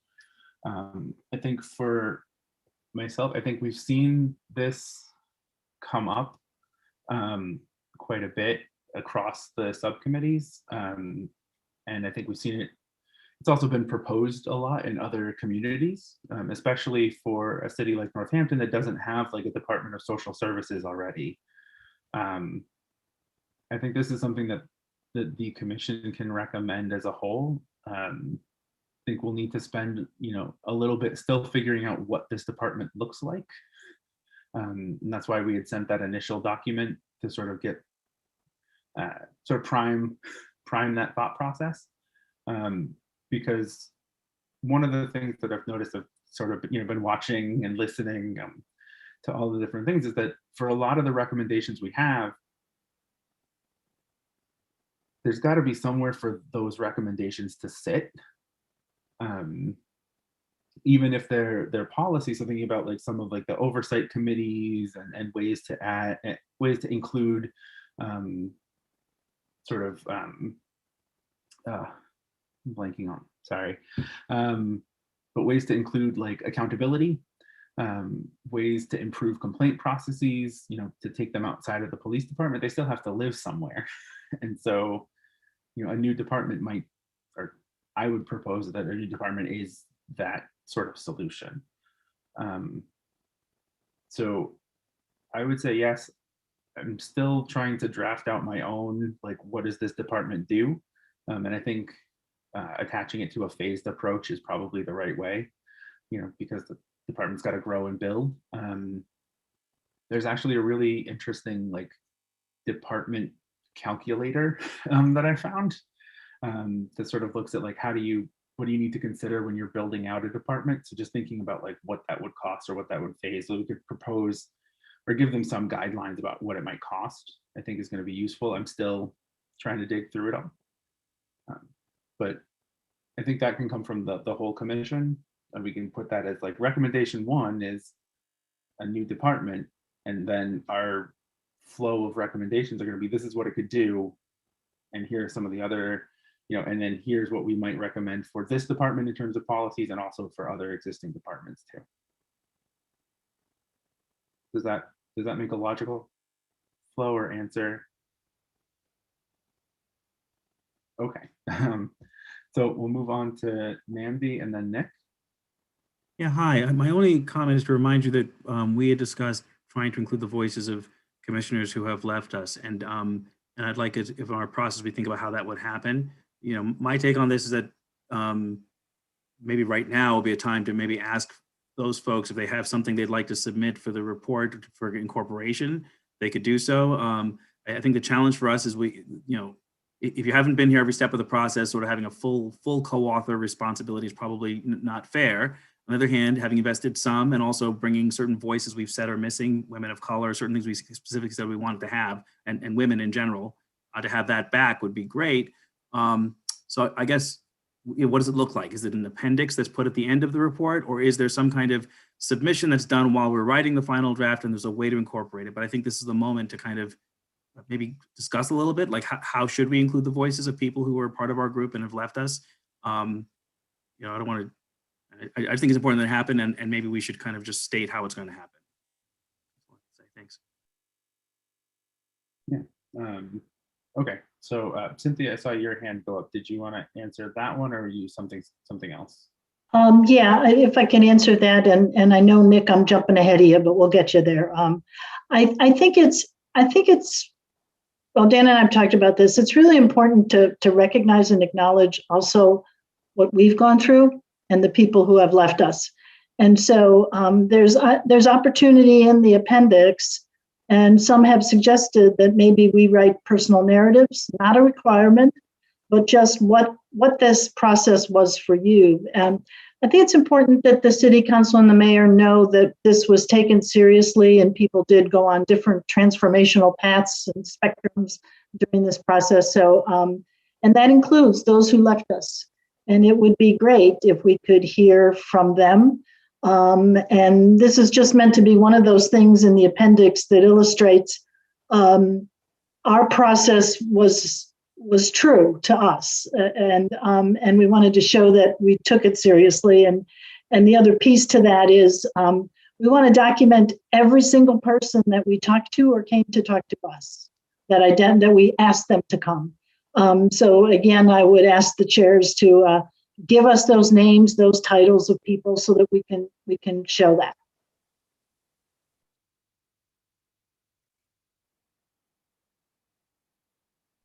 All right, thank you.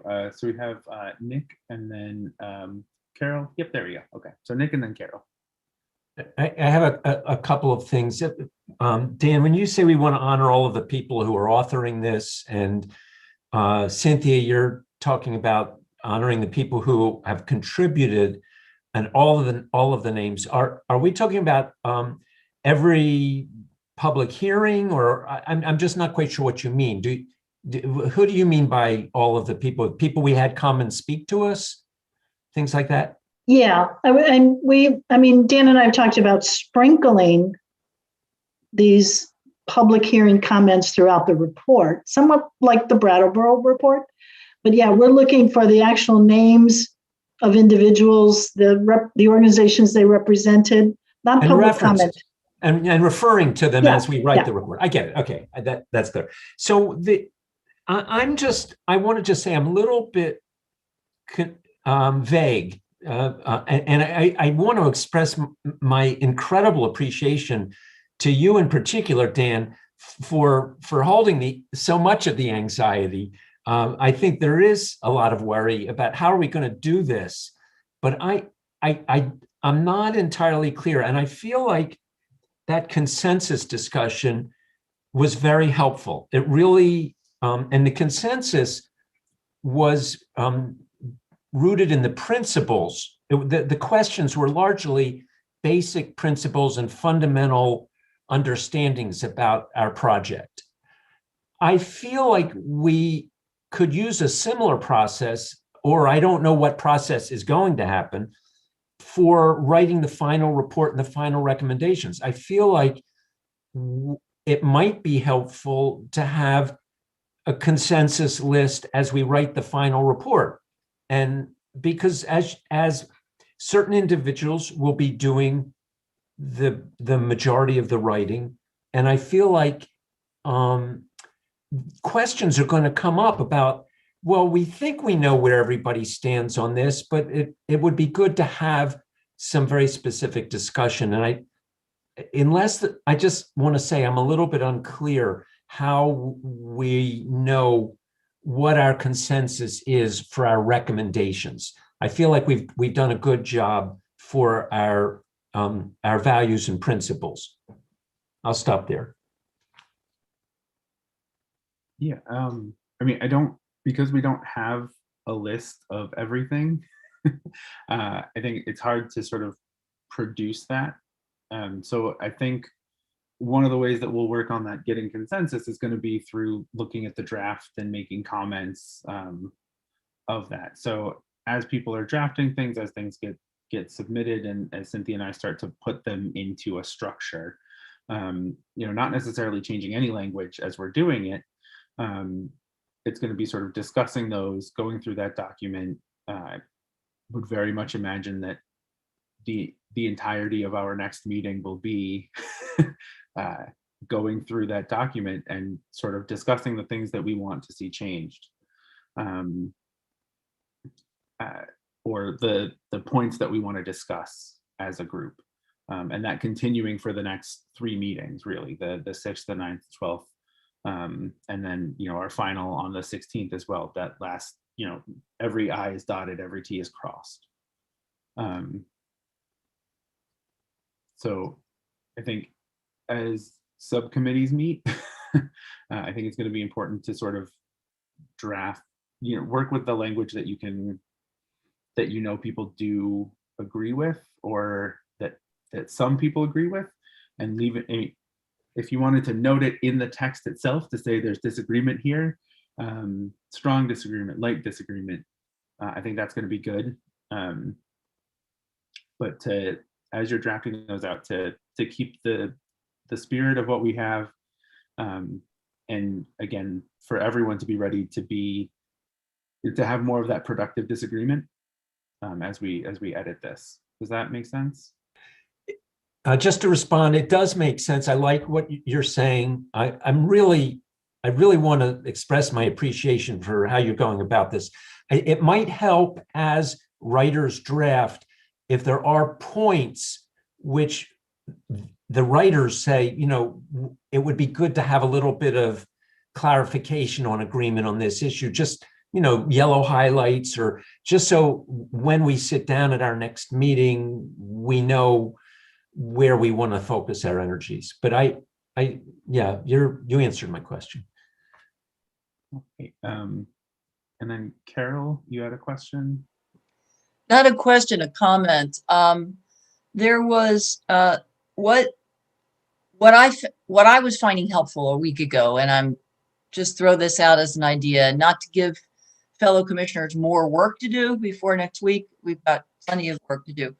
But I find when I'm part of a body that's going to come into consensus or make some decision, that it's helpful for me to actually write a small reflection, actually type out for myself a small reflection on how I felt or what I thought about these underlying questions about reimagining policing or reimagining public safety, basically, in the city. How I felt when I came in, what happened, like what was input that was influential on me, and where do I stand right now? Like, what are my real bottom lines that I want, that I hope will be expressed in that final report.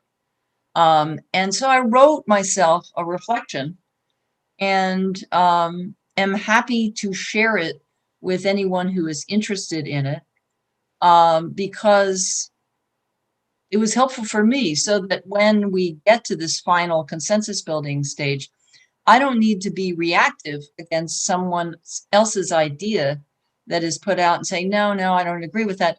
Because I know now, after writing my reflection, where I'm open to just saying, I'm going to go with the flow with what most people think about these recommendations. And then I know what my bottom lines are, where I really want language in, it was a clarifying process for me. And I encourage other people to do that. If you're the kind of person who processes in journaling or whatever, it's just been helpful for me, because I could see in it, it's only like what, 1 or 2 pages. I can see in it how I was influenced by the public hearings, how I was influenced by the public comments, how I was influenced by the reading that we've all done, and the videos we looked at of other programs, and how it actually shifted me. So I just put that out as something helpful. If you can process that way, it might help us all, like next week. All right, thank you, Carol. Are there any other questions, comments, concerns that people want to have before we move on to the next, which is just report back from the subcommittees? Cynthia? Just wanted to make sure we would have a quorum if we added an additional meeting next Friday. So that's what we're proposing, an additional meeting. So the date was 3/12. Is that right, Dan? Yeah. Yep. Does anyone feel they can't make it, or? My question was actually pretty much the same. What time? Is it the standard 6 to 8 time that you're thinking? Yeah, I was gonna say pretty much, but leaving it open, if people needed it to be later or earlier. I also realize you thinking about it. So you and Michael probably have a city council meeting. That's on Thursday. Okay. Or no, we don't have a city council meeting. It's on. No, never mind. No, Okay. and we're talking on a Friday at the 12th, right? Yes. Okay. So no, I am busy starting at 7. But I'm happy for as long as there's quorum to leave at that point.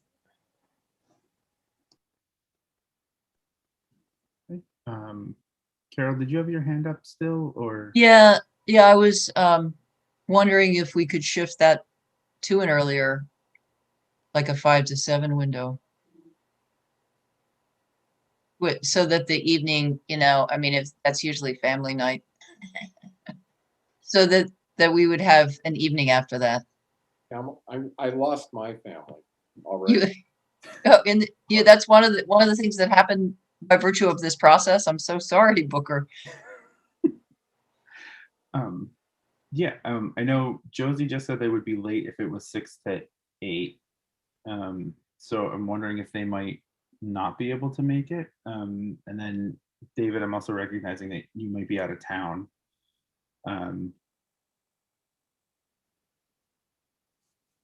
So Josie, what would happen?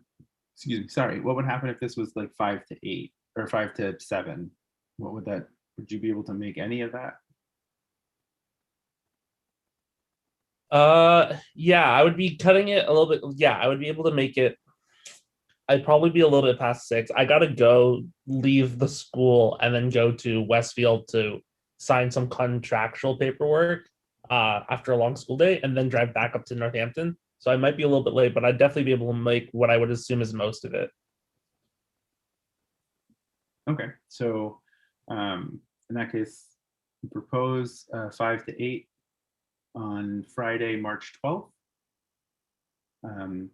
for a second commission meeting of that week, which would be addressing comments and concerns, revisions, really doing the wordsmithing that Namdi was talking about before, to make sure that we're accurately representing where we are as a commission in what we're recommending.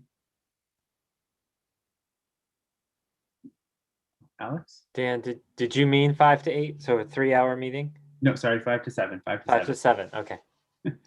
Gonna put this as a 2-hour option, trying to keep it, in the spirit, as Cynthia noted a long time ago, of not having long meetings that drag on and kill us all. So keep the energy up. High energy meeting for 2 hours.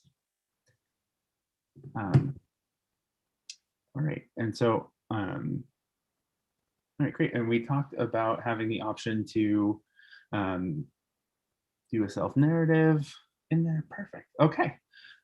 So at this point, I would say we'll move on to the next component, which is going to be reporting back from the subcommittees. So to start with the alternatives subcommittee, do you have anything to report back? I think the only thing is we are spending time beginning to figure out which of us are crafting which aspects of the documents we're going to be turning into you. And that was the meeting on Monday. If we could, I would like, if it's possible, to share sort of what we're hoping to have occur in the joint meeting that's going to occur tomorrow night. Is it okay if we bring that up right now? Yeah, absolutely. Oh, did you want me to do it, or did you want to go through? Yeah, yes, I would like you to do it. But before I say that, Alex, Carol, Javier, do you have any other comments from our committee? Yeah, please, Dan. Okay, so we have the first joint committee meeting, and it's between the alternatives and the spending subcommittees. For the most part, for the spending and contracts, a lot of what we do, or a lot of what we have as work, we've done a lot to understand the budget and things, but we're sort of reactive in that our recommendations really depend on, or what we can say and what we bring to the table really depends on what we're recommending as a commission. And so what we'd like to do is sort of get a little bit of a fuller idea of what recommendations people are making, so we can start to sort of address how much is this going to cost, or what contracts might need to be renegotiated, or where's the city going to be in terms of, so, you know, David had brought this up before, was like, or maybe it wasn't David.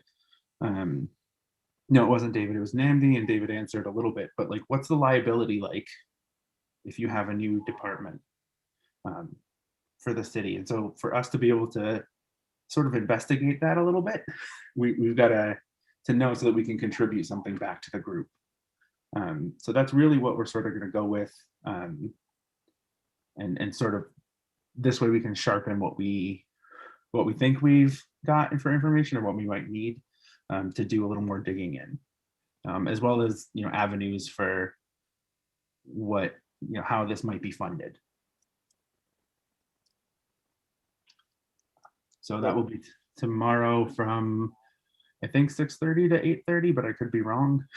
I don't have the agendas up in front of me for the rest of the meetings, but it is up on the city website. Alex is giving me a thumbs up, and Noah is as well. So I'm going to say, great, it's 6:30 to 8:30 for folks. And Noah did send the link with that as well.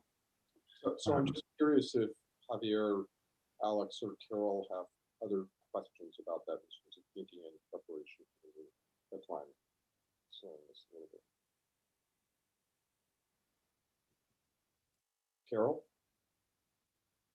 Carol? So yeah, so some of the proposals that are likely coming out of the alternatives subcommittee will be kind of definitive program development, and other recommendations may be for further study, all of which is going to cost money. It's not going to be just like a direct transfer out of policing into something, you know, equals, you know, the same budget. So how, given that so many of these programs around the country that have just launched really don't know what their budgets are, I mean, how are you guys on spending and contract looking for figures here? Projected figures? Is that what you're looking for? Yeah, I mean, I don't want to get too deep into the weeds to respect time, but yeah, right. Yeah, so we've done a lot. We've looked at contracts. We've tried, you know, our best to sort of understand what the city already spends on mental health through the police department, and things like that, using their logs, using the salaries that they have, looking at the number of calls in, and then how they're coded by the police afterwards, and the hours that they spend, or say they spend on different activities, with the recognition that the logs that they keep, and the chief has said this, the logs that they keep are actually really inaccurate. They're not going to give us a great, but at least it's a rough estimate for that. The other part of this is looking at what other groups have done across the country, especially looking in smaller contexts, both on what they're recommending and what they're looking at spending, and the larger context of what they are, if you take Ithaca as an example, where they're redoing their entire public safety as one brand new department that includes police, fire, EMS, and all these other things, but like looking at how they're structuring pay, how they're structuring that department, what the, all of those sort of things. So it's really just trying to be as helpful as we can, so that our recommendations have, somewhere for the city council to look, and for the mayor to look at some point. But it's not saying, exactly, you are going to spend exactly $300,000, and and then this thing is going to be $412.18, every month.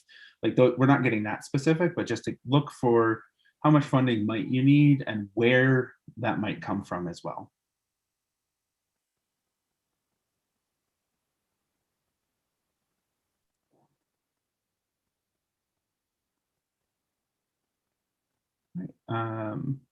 Did you have anything else from the alternatives? All right, seeing a no. So the next is the policies and services.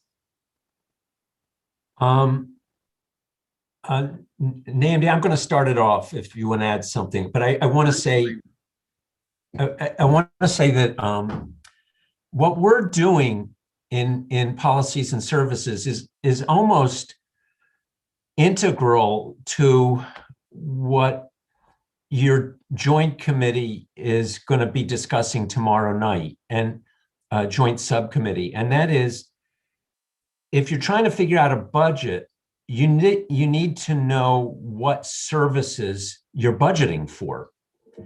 And the Policies and Services Subcommittee has really reviewed not 100%, but as much as we could, the range of services and work that that is done by the police department. And we've reviewed all of those services and categorized them in terms of what things could be done must be done by police, what things really could be done by a joint venture, collaboratively or cooperatively, by police and an alternative, and what things could be picked up by an alternative department. And I'd like to submit, I don't know how I do this, but I'd like to submit to the full commission tonight the breakdown that we've put together, which I think would be helpful.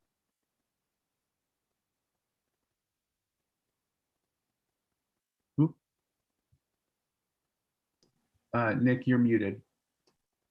Oh yeah, I let go of it. I'm sorry. It would be helpful in your work tomorrow night to have something like this available. You may not agree with it, but it's a general breakdown and a beginning. We discussed this list at pretty much at length, and a lot of it, the way it breaks down, will depend on what new services get developed. So I just want to make sure this is available to all of you, and it is central to the work that the Policies and Services Committee is doing. Subcommittee members, do you want to add anything? David, Cynthia, and Namdi? Yeah, I'll just add that this list has 3 categories of services, and one, our group, after much discussion, decided we thought would, in our view, require some either full police or police doing the primary response. And this is important because I think this is a group of things that should be scrutinized by the alternative group and everybody else who's kind of more leaning in the abolish direction, to see if you really want to make a case that anything on this list doesn't require police at all, because I think that may be areas of controversy. Beyond that, we have a second category, which is where we saw some kind of joint response between the police and some other kind of entity that would be this kind of the new things that are being imagined. And again, that second group would depend a lot on what this new alternatives that are being proposed would look like, and their capabilities, their training. But we as a group, as a subcommittee, conceded or felt that police don't need to have the lead role in the things in the second category.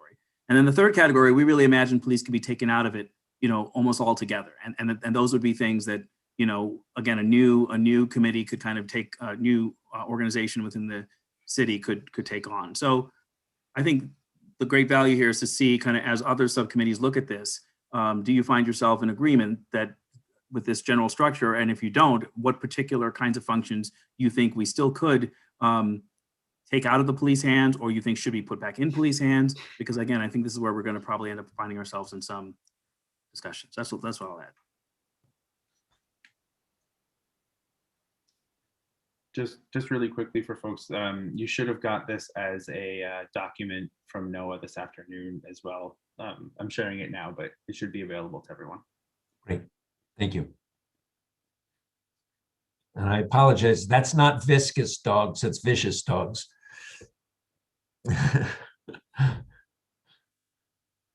Typos are allowed at this stage. Josie? Yeah, Namdi, it sounded at some point as if you had a question for people who tended to lean more abolitionist, and I just wanted to make sure that I heard it correctly. Sure, sorry. What I would say is that our subcommittee has now listed some things that we imagine, that we have a hard time imagining how these fun things would happen in Northampton without some kind of police, or police having the primary role. So I think that would be a particular interesting list for the abolitionist folks to scrutinize and say, yeah, that you actually do want to make the case that even these things could proceed without police involvement. And then, I guess down the road, you probably should sort of tell us or somebody how you would replace some of these things. And I don't know, this isn't the place to, in our limited time, to go into the details, I don't think, but I just wanted to direct you to a place to look, because, but what you'll see is in the rest of the document, we as I guess what the thing to see in our list is, I think you'll see that there's a set of things that we as a subcommittee feel really comfortable shouldn't be in the hands of police. So you will see that our subcommittee would be behind, I guess, an abolitionist view that at least these functions should be taken away. And that means a really supportive take on that, on I think the abolitionist position on those items. And then there are the hybrid items, which I think people are sort of imagining that the police would have some role. They might be hanging back, waiting to be called in, like if a mental health person asked them to, or some other kind of role, but we had a hard time imagining them totally absent in some circumstances. And so we had them kind of in a backup role for item 2. Anyway, so that's what I was trying to say, Joseph. Oh, okay. I just wanted to, with respect to time, unless people, I just have a minute's worth of things to just kind of just touch on that real quick, if you would allow me. Just curious. So, Chair's okay with that? Yeah, I mean, this is just the update. So as long as we keep it super, super short. Yeah. So I'm not speaking to you directly, Namdi. When I use you here, I'm using the plural you. English lacks many uses of them. Anyway, if most people who are not super well versed within abolitionist kind of ideology or kind of working, when we talk about abolition, it's kind of more of a hyper idealized end goal, right? It's not something that happens overnight.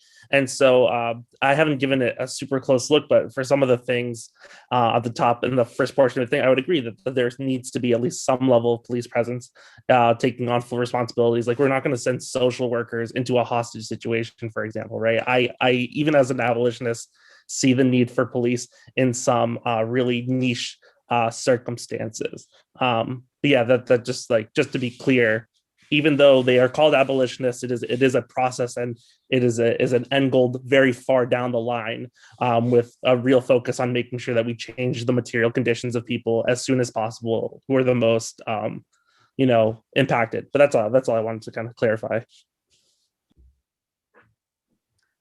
All right, so Booker, and then we'll move on to the next. Okay. This is a really useful, I happened to be in the meeting while this was being discussed, and I thought it was very useful. Do you have data about how often the Northampton police are called for the kinds of things that we would say require their presence? Because, for instance, I don't think there've been, I have no argument with anything here. But are these all sort of rare events in Northampton? It's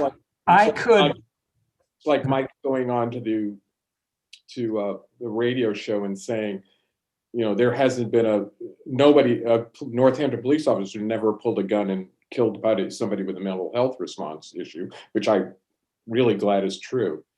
But I'm not sure that, I think those are rare events. So this gets at how many police do you need to do these kinds of things? Can I say something? I could compare this to the call list that they gave us early on.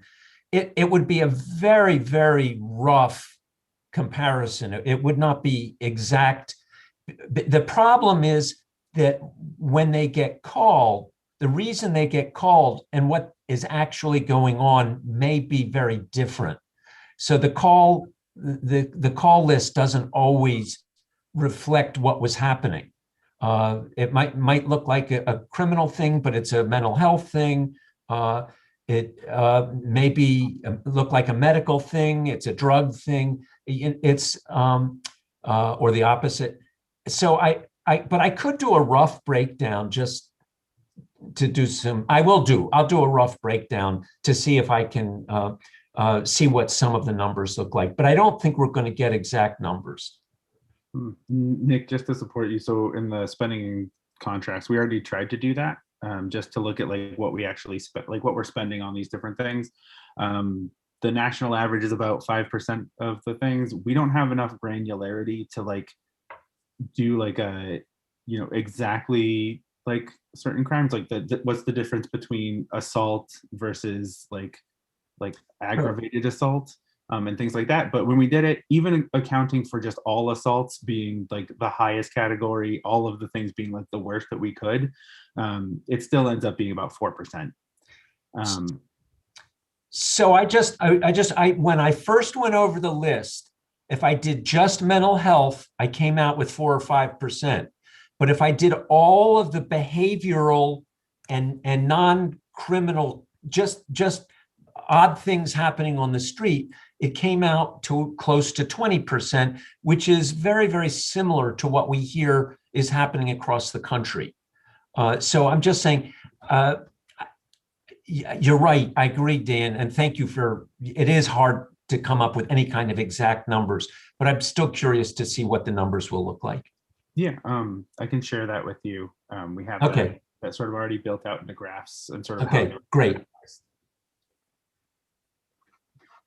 So I just add to this, in much the same way that we need a policing system that is responsive and sensitive to the minority and most vulnerable people in our population, we need a policing system able to respond to rare events. So we shouldn't get distracted by what's common as necessarily the arbiter of what we need to have, although it's a relevant variable, but not the prevailing one. Otherwise, we would build a police system that caters to the majority white population and, only to deal with the minor crimes that are mostly part of Northampton. But I think we're trying to have some flexibility in our system. Yeah, okay. So just in the interest of time, these are really good discussions and we should continue them, especially as we get to those sort of recommendations and thinking about, recommendations about staffing and things like that. But at this point, I'd like to move us on to the outreach updates and then updates from the spending and contracts. Sure. So we met yesterday. Yeah. So we have deployed the hard copy and the online form. So far, we haven't gotten any testimony. Hopefully the full commission is going to be a little more proactive deploying the form that we created. There is a hard copy that you can download from the website, from the Northampton City website. Also, there in the same website, it's the online form. You just go to the Northampton City website. You go to government. You go to all the way down the list to the Northampton Police Review Commission, and then you find the form. If you need something like written down, I can shoot you an email if you let me know, whoever needs it, with the sort of short explanation of how to get there. I met with Sean Donovan, and I'm gonna be trying to either to be able to reach out to the folks that he reached out and he has shared so far their testimonies, so we can add it to our system. And if they are comfortable doing that, or if you're comfortable sharing the testimony that they already have shared with Sean. So we're talking about that. Hopefully that's going to depend in Sean getting in touch with those who gave that testimony and getting their permission. So a huge ask from the outreach subcommittee is that if anybody here, anybody from the commissioners has contact with affected communities, please do your outreach, send a copy of the form, talk to people about it, post it on your Facebook, and let's try to get the word out.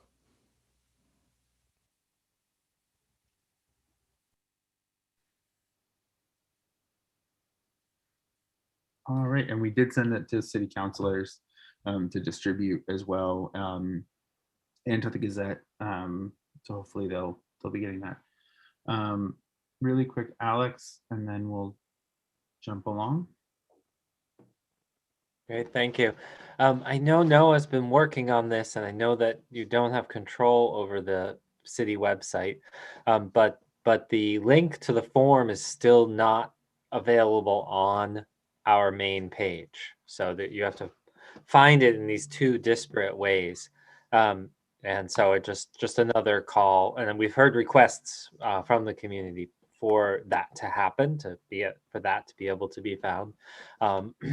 So just another call. I don't know if there's any way IT can do that, but just that concern.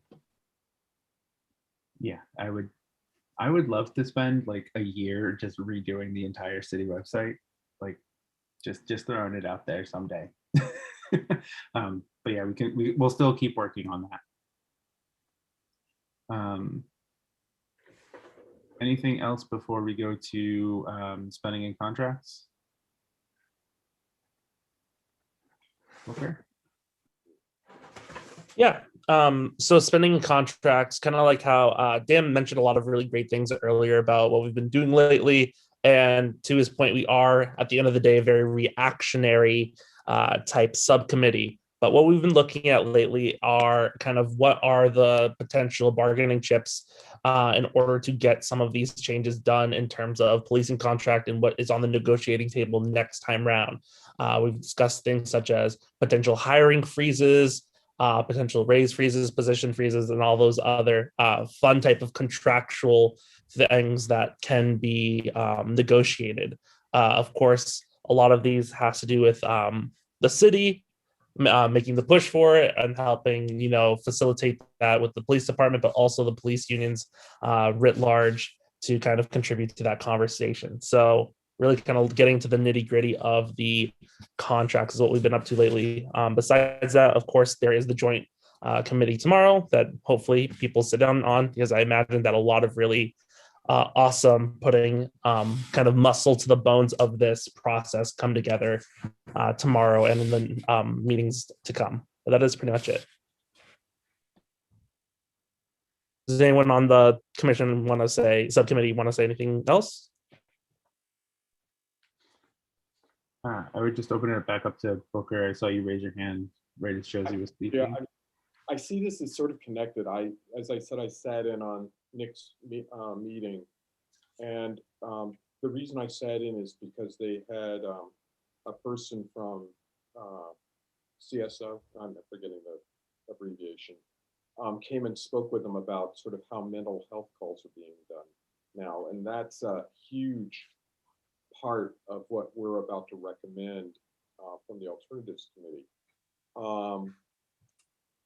I went away from that discussion with a depressed feeling about sort of trying to make recommendations for a non-police presence crisis intervention call. I'm just curious if other members of that committee felt the same way afterwards or not. By the way, I need to say to the Alternatives Committee to watch the tape of that meeting and watch the tape of that interview, because it was for me sobering. And I'm just curious of others who were involved with that, what they thought.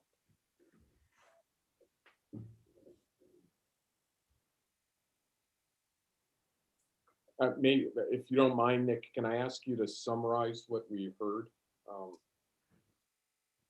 Well, one, I can't summarize it because I know it from the inside. But one thing that Jenny said that kind of stood out for me was that when responding to certain mental health situations, clinical skills are a limited tool in responding. That she said that they only work so far, and then there are mental health states that are not amenable to the kind of work that the clinicians do. And then if there is anything dangerous or destructive going on, that they feel that they really have to have a close collaboration with the police. Does that capture it, Booker? Well, actually, I was more depressed than that. I actually heard it as a lot of their calls are from the police. There's no mental health person there. They're actually getting calls from the police of saying, can we section 12 this person? And if they're told, no, we don't think this is a section 12, it wasn't clear to me that a mental health provider got involved at that point or what happened with the call.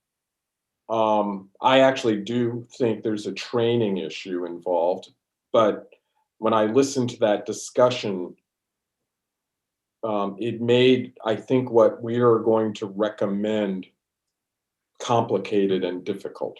And like, I didn't feel like it would be possible to have buy-in from our current alternative, from our current mental health agencies to be able to champion the kind of change we're thinking about. Have I overstated that, Nick? Or I think that the crisis program would be glad to work with a team that could go in there. But I think what Jenny was saying is there are certain situations that she feels require the police, whether it's an alternative or the crisis team, that the police need to be part of it. And she also is trying to expand their ability to go out with the police. She said they're actually applying for a grant to do that, but from the state. But I don't see the crisis team as not being able to work with an outreach program that could provide peers and alternatives and go to more than just mental health issues, address more than just look at the whole picture. So I guess I didn't see it quite the same way. Okay. So this is a really great discussion. I don't want to interrupt it, but we're also over time, and I think this is going to be substantive. It might be good if folks can make it to tomorrow night's meeting, even though it is a joint commission meeting for the alternatives and the spending. It is open to all members of the commission because we listed it as a commission meeting. So it might be good to have this discussion during that time again as we flesh out some of those recommendations. I'm gonna hit David, and then we'll end this phase. Yeah, I'm conscious of the clock too, so I'm going to be very, very brief. Booker, I had three reactions to it. First, I was glad to hear that the Northampton Police, actually more than other departments, do call social workers to ask, should we section this guy? I thought that was, I was glad to hear that.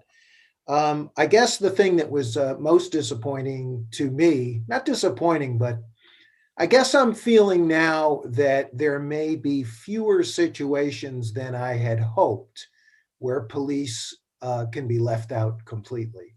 It just seemed after listening to her that for a majority of calls, they would want maybe not, police right beside them, but available. And the last reaction I had was that we really need to look carefully at Cahoots and other programs to see how they make this work.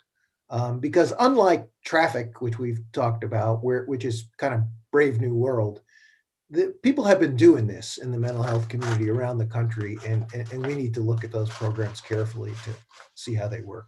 That's all. All right, awesome. So yeah, so I think because we moved a little bit away from updates and went into discussions, I think we can continue this discussion again tomorrow too to sort of flesh those out and talk about it. I know the alternatives subcommittees looked at a lot of different models for these type of responses and sort of how they work. So with that, we are set. So I would look for a motion to adjourn. I move. All right, so we've Seconded. All right, we've got a motion and a second. Noah, can you count us through? Yeah. Let me scroll back up here. Okay. Booker, Yes. Dan, Yes. Nick, Yes. David, Yes. Alex, Yes. Javier, Yes. Namdi, Yes. Michael. Oh, Michael is gone. Josie, Yes. Cynthia, Yes. Carol is gone. Chris, I think, just left. And Elizabeth is not here. Okay. You're adjourned. We are adjourned. Thank you very much. See some folks tomorrow, other folks soon after. Have a good one, everybody. Bye.